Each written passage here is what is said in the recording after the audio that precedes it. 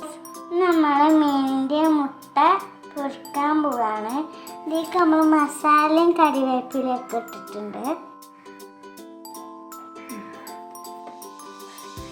അപ്പോൾ ഇതുപോലെ നമ്മൾ ഒരു ചട്ടി എടുത്തിട്ടുണ്ട്.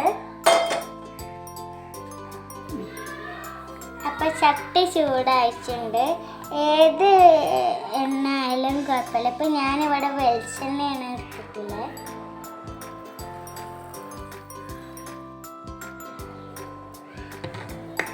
നമുക്ക് പൊടി.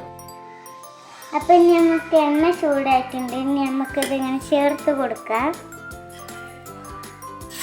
ഓരോന്ന് ചേർക്കാം. അപ്പോൾ ഇത് മുഴുവനായിട്ട് ഞാൻ ചേർത്തിട്ടുണ്ട്.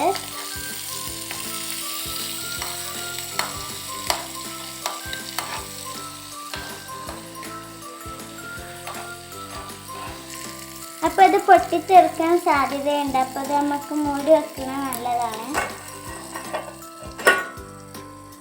അപ്പം നമ്മളത് ഫ്രൈ ആക്കി വെച്ചിട്ടുണ്ട്.